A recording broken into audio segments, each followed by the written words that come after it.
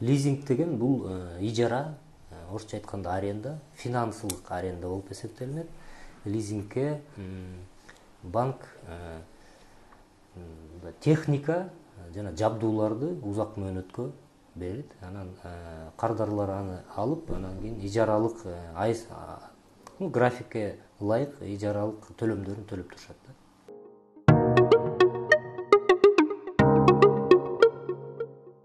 Лизинг деген бизде Кыргыз Республикасынын лизинг боюнча закону бар. Ошол законго ылайык, мыйзамга ылайык лизингти коммерциялык гана ишкерлер же болбосо компаниялар ала алат да. Мындай жеке адамдар ала албайт мыйзамдын талабы боюнча.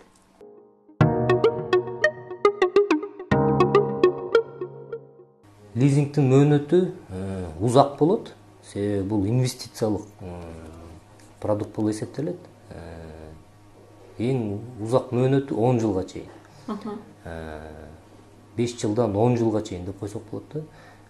Анткени техниканын амортизациялык срогу узак болот. Ошого жараша берилет. Шарттары боюнча, документтер боюнча кандай документтер? Бул жеке ишкерлер жана юридикалык компаниялардын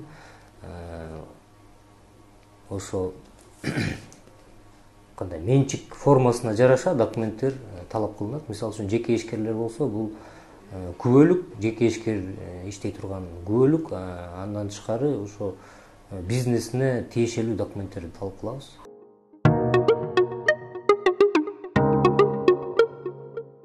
Проценттери, жылдык пайыздары айыл чарба тармагына ыңгайлаштырылган продуктуларыбыз бар. Себеби бул деген мамлекеттик программалардын алкагында иштетилет. 6%дан башталат, 6%дан 11%га чейин. Бул пайыздын өлчөмү кардардын өздүк салымына жараша болот да. Лизинг боюнча өздүк салым бул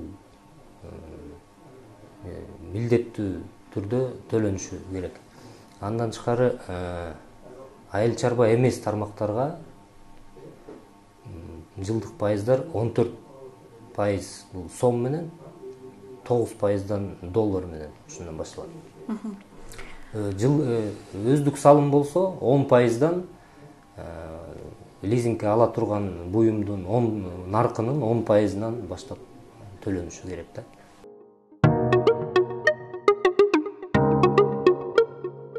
Курулуш техникасы, жол куруу техника, атайын техникалар менен бензовоз, бетоновоз деген, мусоровоз деген техникаларда. Андан тышкары жабдуулар, технологиялык жабдуулар, оборудование деп коебуз. Айыл чарба продукциясын кайра иштетүүгө ылайыкталыштырылган оборудование жана башка тармактарга оборудование алып келсек берилет.